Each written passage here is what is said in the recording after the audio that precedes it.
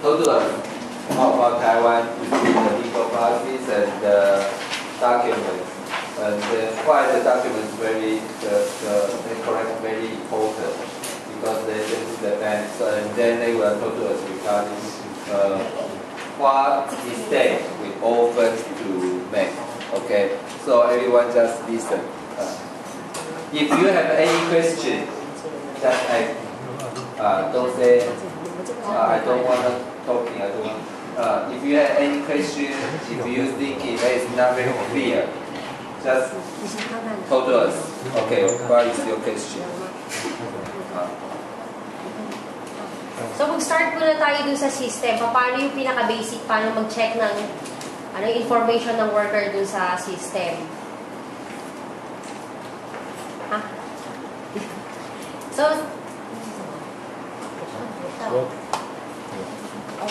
So dito, di ba, pag kukuha kayo ng information dun sa worker, pasok kayo dun sa worker get.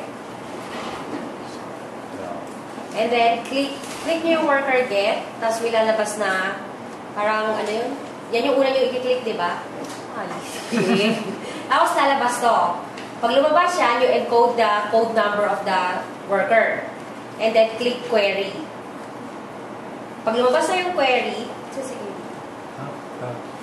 so, dito kayo, papasok kayo dun sa edit. Kung meron kayong i-edit, for example, mali yung type ng ano ba ito? Ali ka lang, worker, kaya ako, ikaw tawag na ito, Chenpan. Ano yung ano to? Yun yung inad na bagong application dun sa sa system for collection. Di ba kanina, doon ka pa rin papasok sa worker get. Pagpasok mo ng worker get, di ba lalabas yung parang pinaka-ano, tapos and then i-encode mo yung code number. Pagpasok mo doon sa, lumabas na yung query, ito nga, for example, ito si Antonio, i-edit mo, click sa edit. Pag kinlik mo yung edit, lalabas, di ba, repat siya, kasi yan yung nasa status natin. Pag lumabas na sa repat, meron tayong repatriation date, yan yung bagong in-add namin sa system. Para malaman natin kung kailan na-repat yung worker. If we don't have the exact date of the repatriation date, kung kailan nag-report. So, magbe-base tayo kung kailan na i-report na repat na yung worker.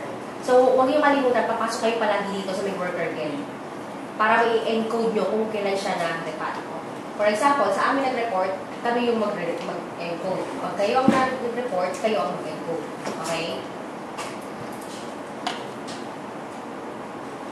So, after mo ma-encode yan, meron tayong pwede mo i-download yung repatriated name list at saka yung escape name list.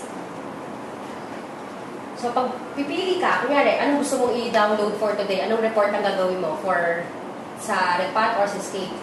Pasok ka ulit sa load data get. Di ba ginagamit nyo naman usually yan load data get. Pagpasok nyo na mamili ka, anong gusto mong status? Escape or repat, not deployed? Pipili ka na dyan, marami naman tayong status. And then, click mo yung inquiry. Pag na-click mo yung inquiry, lalabas lahat ng repat or lahat ng mga not deployed. And after nun, i-load data batch, download mo siya. But, meron yata siya, 这个有权限嘛？就是这个 load data. Okay. Ito, meron siyang nakalock yan eh. So, may mga tao lang na pwedeng mag-download for you. Okay? Pag na-download mo na siya, magiging Excel na siya. Pag naging Excel na siya, lalabas na lahat ng kanyang information. Ito sa pinaka-last part, doon sa may pinaka-last part, yung lumabas na repatriated siya, anong date siya nalipat, anong reason, kailan siya dumating. So, andyan na lahat yun. Yan na yung pinaka-report nyo. Magiging Excel na siya. Okay? And then next, the load. So, ito naman, pagka mag-check kayo ng information, ito na yung kanina, load data get. Pag i-inquire nyo yung payment ng worker, doon pa rin tayo papasok sa load data get. And then, pangalawa, lalagay nyo ulit kung anong code number o sino yung isi-search nyo. Kung wala kayong code number, pwede nyo gamitin yung worker name. Kung wala kayong worker name, pwede nyo gamitin yung passport number. Either sa tatlo na yan, pwede nyo i-search pa rin yung tao. And then, i-click nyo ulit yung inquiry. Tapos lalabas na yung pangalan ng worker. So, yun, i-check natin kung nakailang payments na siya, di ba? So, So, pag i-check nyo kung nakailang payments na siya, i-click nyo yung pangalan mismo ng worker para lumabas yung buong payments niya. So, lalabas, ganyan yung makikita nyo, kaya lang nga Chinese siya. Pero, makikita nyo naman bank collection, manual balance, yung mga ganyan. And then, dito, meron kaming isang na-encode na mali. Na yung pera na yan is hindi para dyan sa worker na yan. Na-double encode siya. So, ano gagawin natin? Hindi naman kami pwede mag-delete. So, maglalagay kami ng isang may negative tapos yung mismong amount. There, 7107, tapos may negative sa side. Ibig sabihin nun, ino-offset niya yung isang 7107. So, pag i-compute niyo yung naibayad ng worker, dapat i-offset niyo yung isang 7107.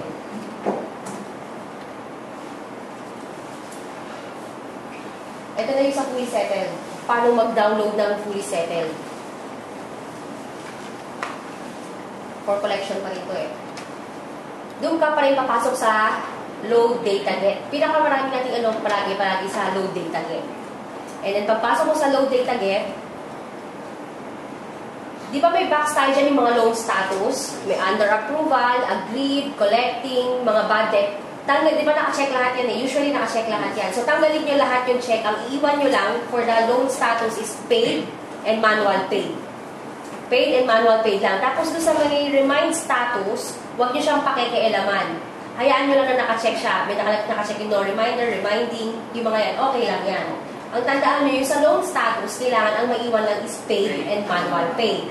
After nyo matanggal yung mga check niyan, modified date. Ano bang gusto nyo i-search? Anong month yung gusto nyo makita ko? Anong month ba yung mga fully settled na gusto nyo report? So, pwede kayo mag-click dyan kung, June 1 to June 30. Nasa sa inyo yan kung ano yung gusto nyo makita. Yung duration niya. And then, click inquiry. Pag na-click nyo yung inquiry, pwede na ulit i-click yung loan data batch. Yan ulit, i-download para maging Excel ulit siya para hindi kayo mahirapan. Pero yung access na yan, nasa mga nakalock din, hindi siya open para sa lahat.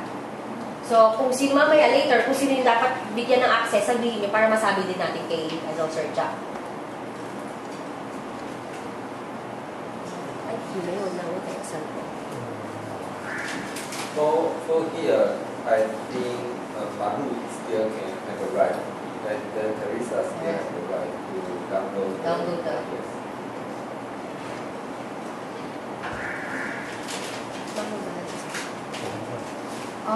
Ito naman for accounting tsaka kay Mamalu, yung for pagka may nagbabayad na hindi naggamit ng barcode.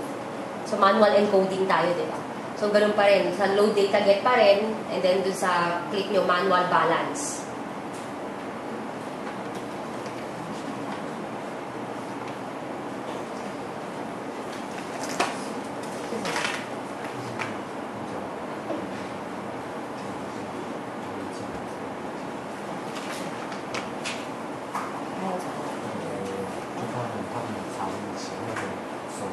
So, dun sa balance naman, ganoon din, meron din tayong allocation days para, kasi pag sobrang dami yung dinownload nyo, tapos hindi nyo naman kailangan, mabagal yung takbo ng system.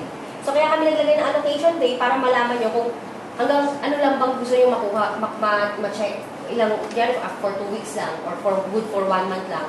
Ganoon din yun, and then i-click nyo yung manual balance.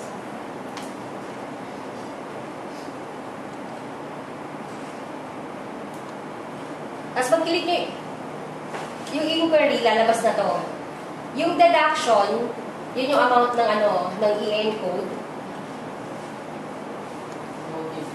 Oo. Yung, di ba pag minsan pag may mga repat, yung mga kayong nag-i-encode. NT peso. Nasa sa'yo, NT or peso. Yung katulad yung ginagawa ni Ma'am Malu. Encode niya ng NT, automatic magpapalit siya ng peso. Ay, encode niya ng peso, tapos pati NT, di ba? And then, yung deduction, di ba nakita nyo lahat? Dati kasi wala tayong deduction ang nakalagay lang dyan. Manual balance, collection. Yung manual balance stand for yun yung sariling manual encoding. Ngayon yung deduction, it means yan yung mga naka-file na case na salary deduction na in-encode namin. Okay? So, yun yung ibig sabihin ng deduction niya. Yan yung for the SD. So, pag mag-search kayo, mamili din kayo, ano gusto nyo? Prepayment is yung deduction is yung SD, and then yung prepayment is yung automatic na siya, nag-early fully paid na siya. Ayaw niya nang ituloy yung ano niya sa akin. So, binayaran niya na lahat ng balance niya. Yun yung tinatawag nilang prepayment.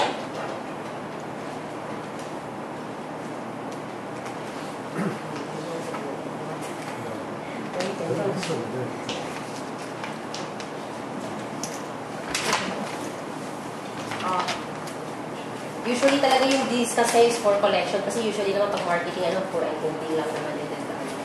So ito naman is for yung mga may lapses tsaka yung mga naka-file ang case. Pwede kayong kumuha ng mga nyo doon sa collection.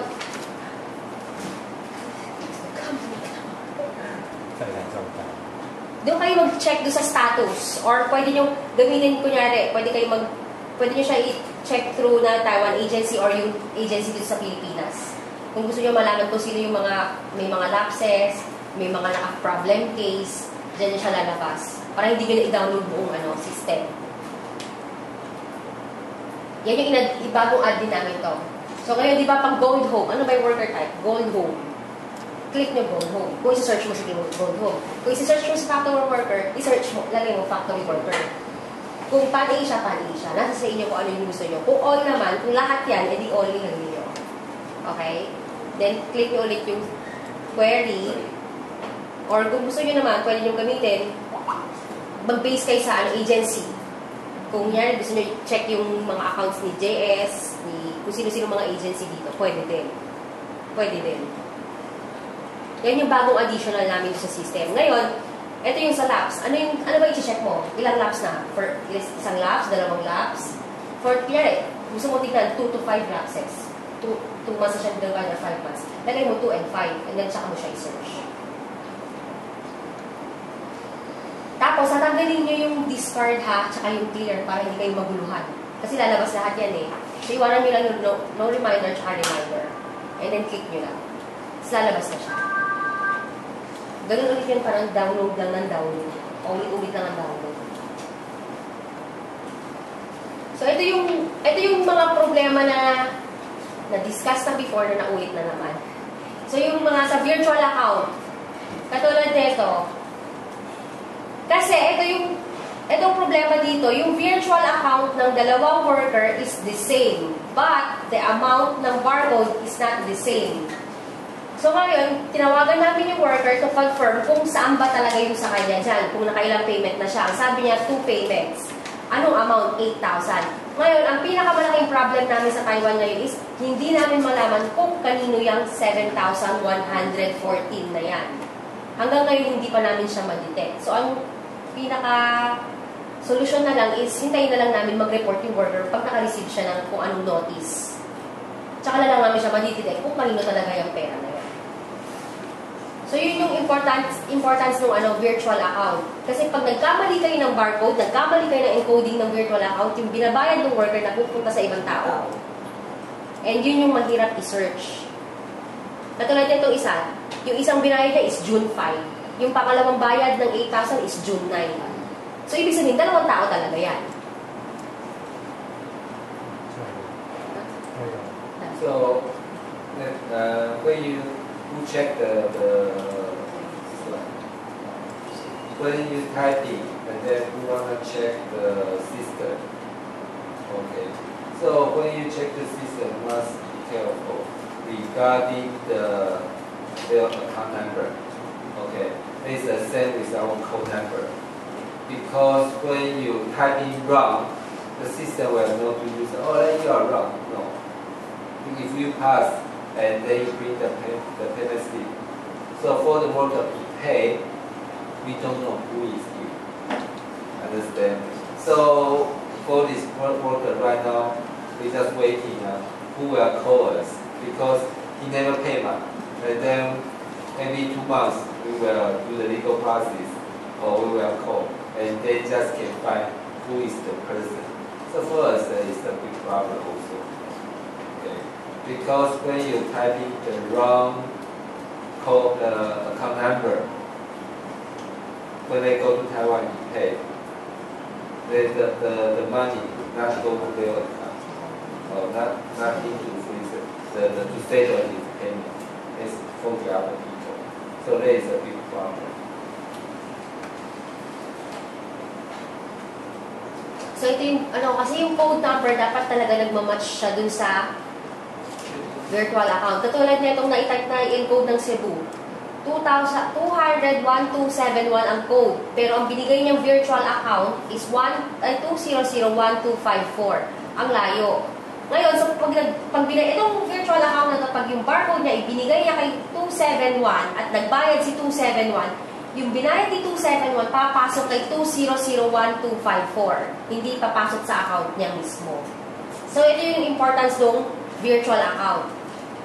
Kaya hindi siya pwedeng magkamali kasi yung binabayad nila na pupunta sa ibang tao, kawawa naman. Kasi pag na-file yung case, nakaka-receive ng notice, ay nagbabayad naman siya, yun yung pinaka-iniiwasan natin kasi nagagalit yung worker. Okay? So, next time, yung pag nag-encode ng virtual, ingat lang. Pa-double check na lang ulit kung tama ba yung na-encode na code number. So, ito naman, pangalawa. Minsan, yung mga na-release nyo na, nakakalimutan nyo i-claim yung check.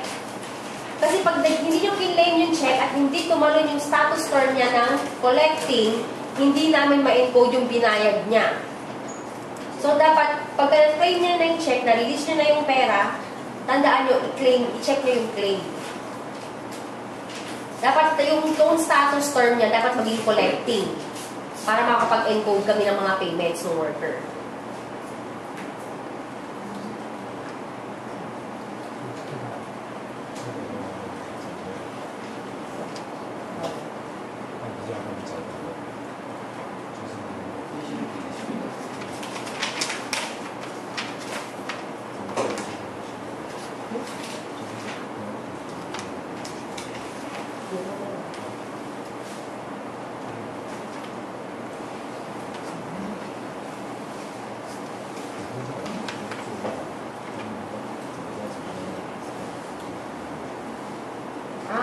Kasi di ba meron tayong minsan yung may mga accounts na na-cancel na, tapos tino-terminate natin, hindi ma-terminate. Pag yung term status niya is, loan status niya is agreed, ang pwede nyo lang gawin is discard. Ito yung para kayo sa marketing. Pero pag yung status niya is nag-change na siya into collecting, pagka-cancel mo yung account niya, dapat ang gamitin mo na is termination. Hindi na siya pwedeng i-discard. So, di ba minsan pagka-cancel tayo, hindi makasave. Kasi nga gano'n. Pagka-agreed, dapat discard. Pag-terminate, pagka-collecting, termination. That is why it's the termination, right? Because we change the status change to the collection. So, if we want to cancel, we want to use the termination. If the loan status term is collecting, you have to use discard. But if collecting is termination. But if the loan status is agreed, you use discard. Yes. Discard. So, diba yung one time, yung nagtanong ka sa akin last time, I need to terminate one code number, but I told you I cannot terminate the code number because this status collecting. What is that? Terminate. You have still, because the system, she has a lapse. So we have to cancel first the, yung sa collection, the lapse, we have to cancel it first. So we have to change his status into normal. If it's normal, then you can click termination. But that problem will not happen again because we have upgraded the system. But you wanna discard, right? There is they can do that already. And then for termination, you cannot. Me and May and Malu and Teresa. So regarding sa system, yun lang yung pinaka-main point na i-discuss. Up to the sign. But if you discard, for example, in this case, one cancel, okay, you discard it if they are real. When you delete the discard, and then you must go to the right back. Yes. Right back there. And then they have a status, you must choose the cancel and the save. Yes. So regarding system, ito yung mga basic lang kasi hindi namin alam kung ano yung nagiging problema nyo sa system. So yung mga question nyo, pwede nyo i-open up na yun. Kung ano yung na-encounter yung problema sa system.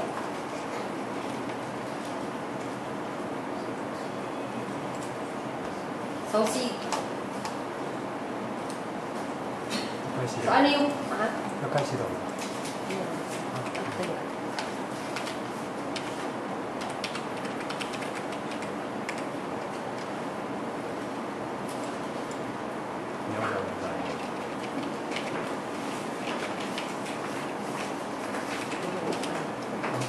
So ano pa yung question niyo sa system regarding sa ano, yung lagi nyo na-apar na problema sa system?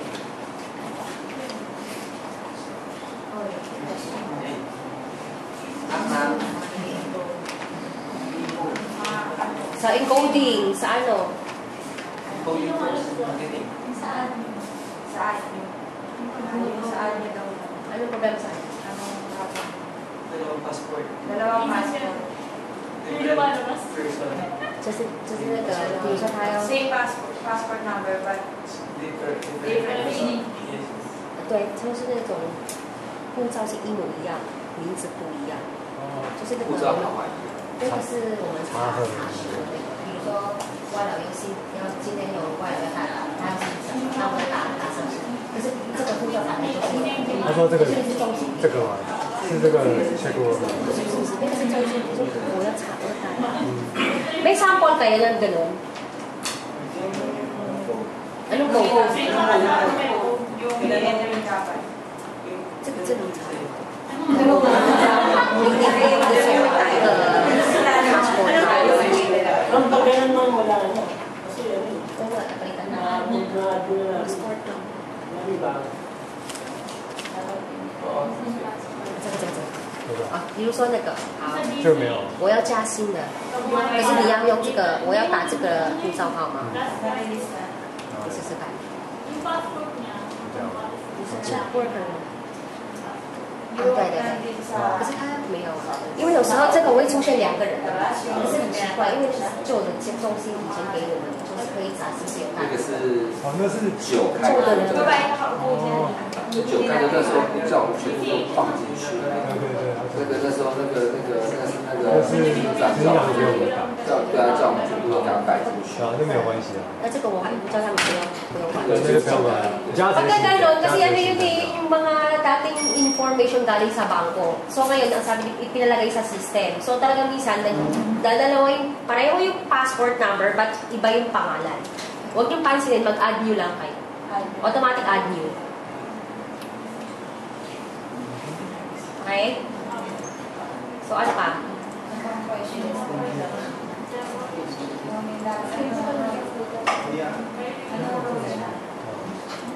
Diba, add nyo lang kasi diba usually lalabas yung dalawang pangalan. Pareho, ibang pangalan, parehong passport. Huwag nyo pansinin. Two passport number but have two people. One passport number have two people. Okay. Because I think before, because we will have a system. The Taiwan, the stand, they require because we come.